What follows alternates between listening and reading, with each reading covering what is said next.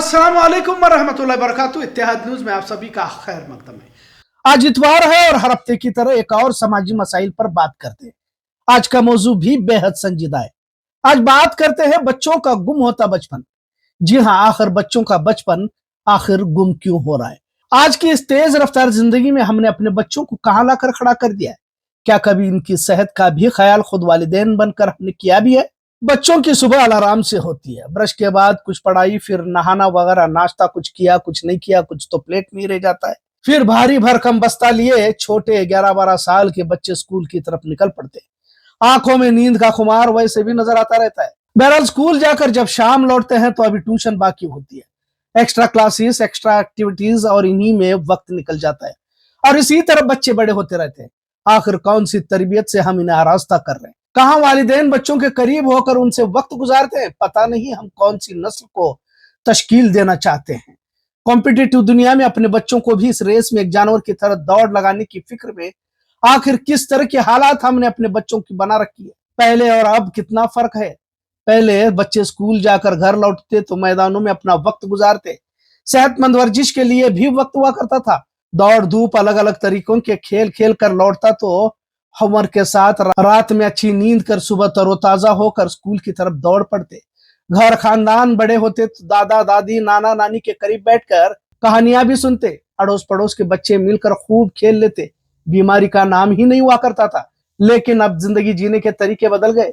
बच्चों के मुस्तकबिल को लेकर वालिदैन इतना संजीदा हुए कि कब बच्चा अपने आप अकेला रहने लगा इन्हें पता ही नहीं चला। पहले बच्चे खेल के मैदानों में दोस्तों के साथ हंसते खिलते बड़े हुआ करते थे, लेकिन अब इनकी दुनिया स्क्रीन, कोचिंग क्लासेस और कंपटीशन तक सीमित रह गई है।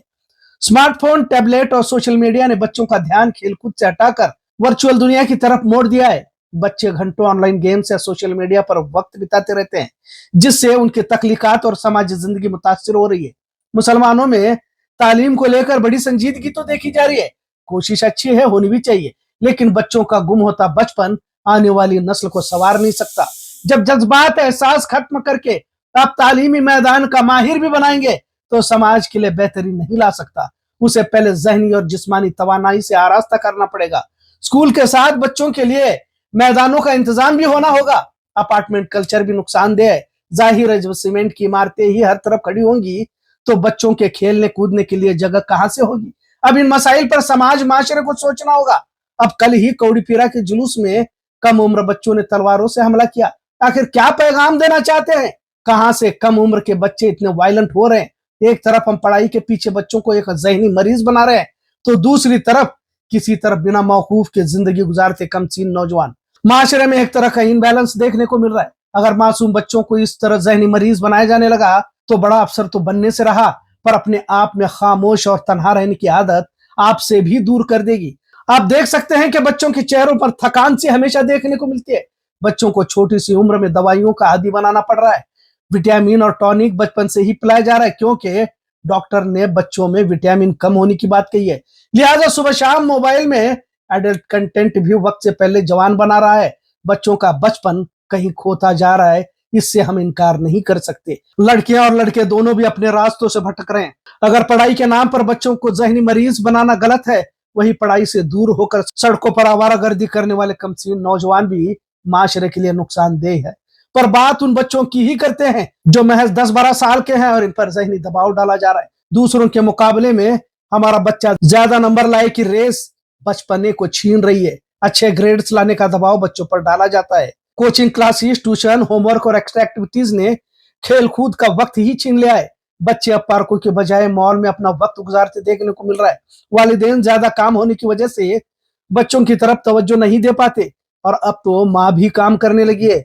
लिहाजा बच्चे गैजेट में अपनी उस खला को पूरा करने की कोशिश करते हैं। इसी डिजिटल डिस्कनेक्ट ने बच्चों को जज्बाती तौर पर अकेला कर दिया है।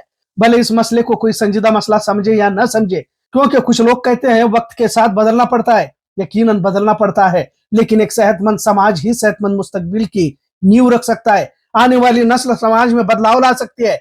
अगर बचपन ही थका हुआ हो तो जवानी किस इनकलाब की तरफ आगे बढ़ पाएगी। एक रोबोट की जिंदगी जो सिर्फ अपने बीवी बच्चों के इर्द गिर्द तवाफ करती रही, तो कौन सा तीर हमने दुनिया में आकर मार लिया। अल्लाह ने कौम मुस्लिम को एक मकसद के तहत दुनिया में भेजा है। दुनिया की रेस इंसान को वक्ती मुफाद तो जरूर पहुंचा सकती है, لیکن ایک مضبوط ذہن اور مضبوط جسم معاشرے کی فلاح بہبودی کے کام کو انجام دے سکتا ہے۔ بچوں کو جسمانی توانائی سے آراستہ کرے، صبح سے شام تک اتنا بھی ذہنی دباؤ نہ ڈالے کہ زندگی سے ہی بیزار ہو جائے۔ آج کل تو صبح سے شام تک پڑھائی کا ٹینشن اور ٹیوشن ایکسٹرا کلاسز سے تنگ آ کر بچوں میں چڑچڑاپن بڑھتا جا رہا ہے، جسے والدین کے بیچ بچوں کا توازن نہیں ہو پا رہا۔ لہٰذا بہت کچھ سمیٹنے کے چکر میں جو ہے اسے بھی نہ گنوائیں۔ اسپتالوں میں کم عمر کے بچوں کی تعداد بے تحاشا بڑھ چکی ہے، اور اس کی ایک وجہ یہ بھی ہے کہ ہم نے جو بچپن میں اسے ذہنی آزادی دینی تھی نہیں دے پائے، جس کے نتیجے میں ذہنی مریض بنتا گیا۔ اب تو بچے موبائل کے بغیر کھانا بھی نہیں کھا پا رہے۔ لہٰذا آج کا یہ مختصر تبصرہ بچوں کا گم ہوتا بچپن، اس پر غور کرنا ہوگا، ورنہ تو دنیا کے مقابلے میں بچوں کا بچپن بھی گم ہوگا اور کہیں آگے بھی اسی مقابلے کے چلتے تم سے بھی دور نہ ہو جائے۔ آج کا موضوع کیسا لگا اس پر ضرور کمنٹ کریں۔ اتحاد نیوز دیکھنے کے لیے شکریہ۔ اللہ حافظ۔